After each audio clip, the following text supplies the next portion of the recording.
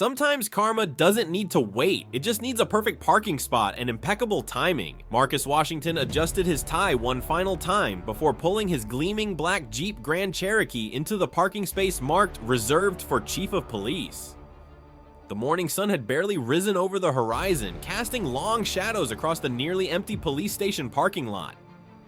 He'd arrived early deliberately, a habit formed over his 20 years in law enforcement. Today marked his first day as the new chief of police, though the official announcement wouldn't come until 9 a.m. The mayor had encouraged him to wait for the formal introduction, but Marcus believed in getting a genuine feel for his department. He wanted to observe the morning shift without the weight of his title preceding him. As he sat in his vehicle reviewing departmental statistics on his tablet, he noticed two officers in his rearview mirror, their eyes fixed on his Jeep. Officers Brady and Sullivan had been with the department for 15 years each, comfortable in their routine and resistant to change. The sight of an unknown vehicle, particularly an expensive one driven by a black man in their beloved former chief's parking spot, sparked immediate disdain. "Can you believe this guy?" Brady muttered, crushing his coffee cup.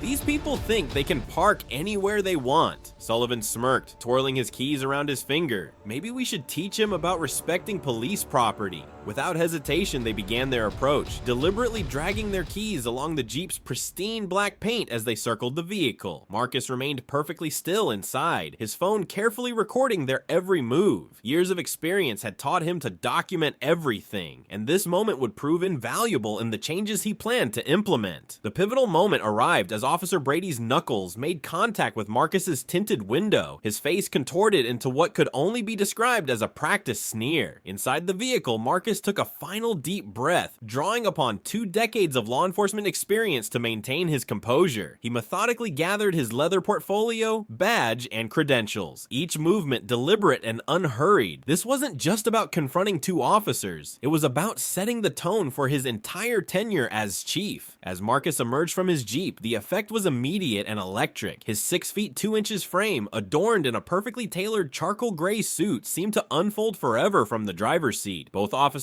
instinctively retreated a step, their cocky demeanor faltering as they processed the unexpected sight before them. The morning sun caught the gold cufflinks on Marcus's sleeves, a gift from his father when he first joined the force, adding an almost cinematic quality to the moment. "Good morning, officers," Marcus began, his voice carrying the perfect blend of authority and calm. His eyes deliberately tracked down to their name tags, Brady and Sullivan, before continuing. "I couldn't help but notice you seem to have some concerns about my parking choice." He paused, letting the tension build as he reached into his breast pocket. "Perhaps this will help explain things." The badge and credentials he produced caught the morning light, the gold shield gleaming as bright as his cufflinks. The transformation in the officer's demeanor was instantaneous and profound. Brady's face, previously flushed with arrogance, drained to an almost ghostly pale, while Sullivan's keys slipped from nerveless fingers to clatter against the asphalt with a sound that seemed to echo across the now silent parking lot. The noise drew the attention of several early shift officers who had begun to gather, creating an audience for this unfolding drama. Marcus took a measured step toward the side of his vehicle, running his fingers along the fresh scratches that marred the pristine black paint. "I'm particularly interested in hearing your explanation for this," he said, his voice carrying clearly to the growing crowd. "Consider it your first briefing to your new chief of police."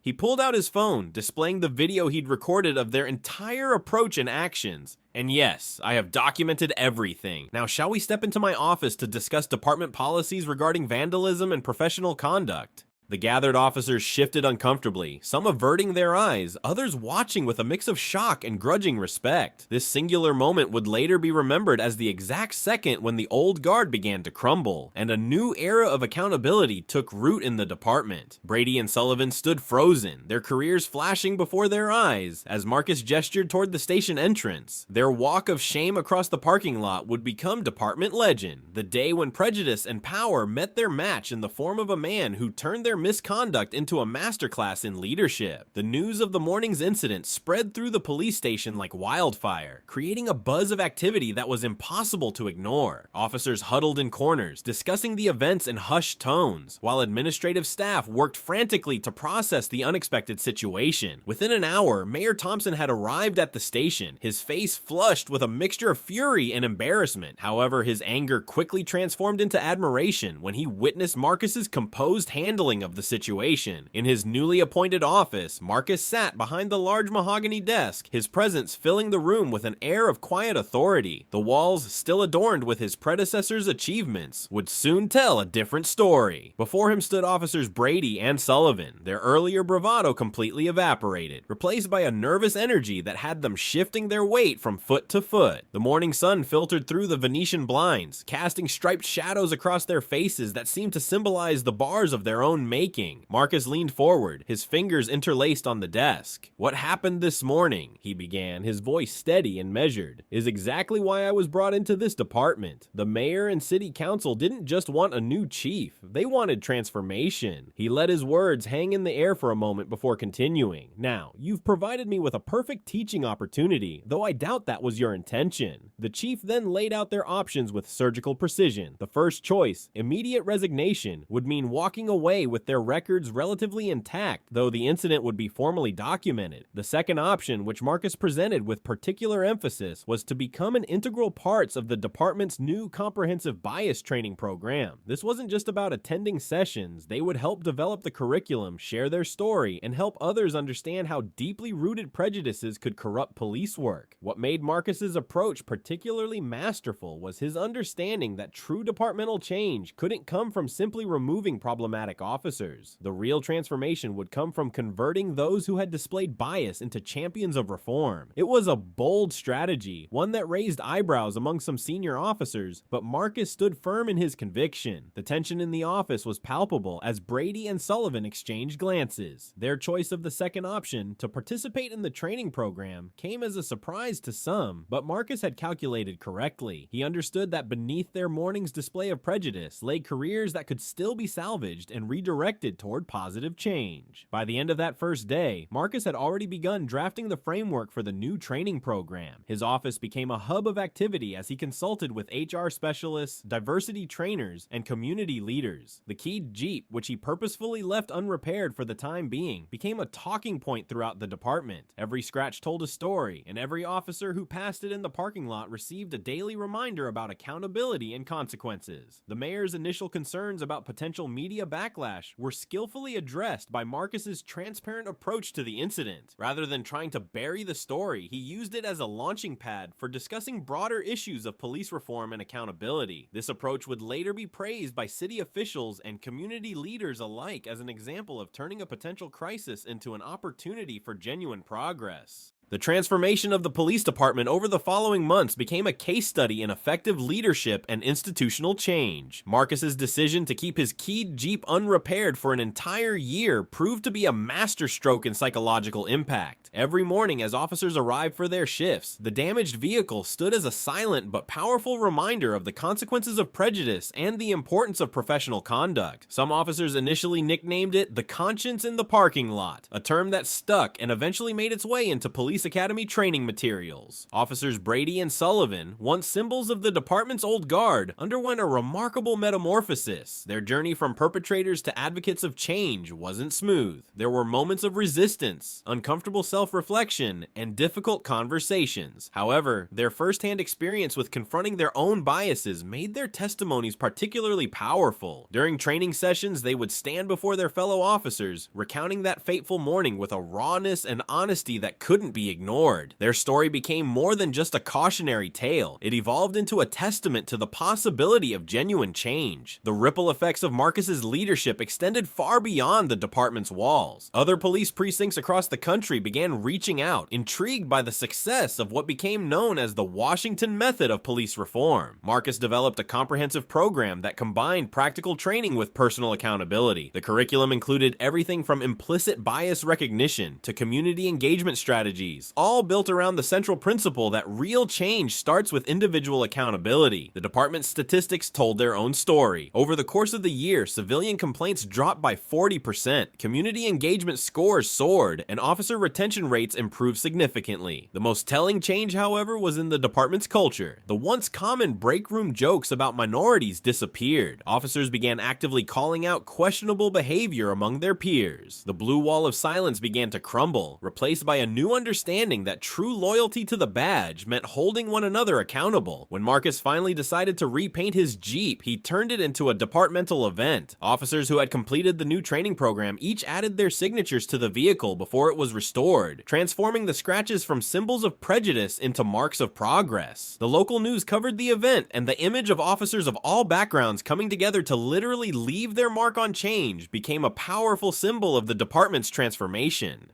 The story of the keyed Jeep and its aftermath became required reading in police academies across the state. Marcus was frequently invited to speak at law enforcement conferences, where he would always begin his presentation with a simple photograph. His damaged Jeep on that first morning. Change, he would tell his audience, doesn't always come from grand gestures or sweeping reforms. Sometimes it starts with a scratch in a parking lot and the courage to turn that moment into a movement. By the end of that transformative year, the department had become a model for modern policing. The incident that could have ended careers instead launched them in new directions, proving that with the right leadership, even the most negative situations could become catalysts for positive change. Marcus's approach demonstrated that true reform wasn't about punishment or public shaming. It was about creating opportunities for growth, understanding, and redemption.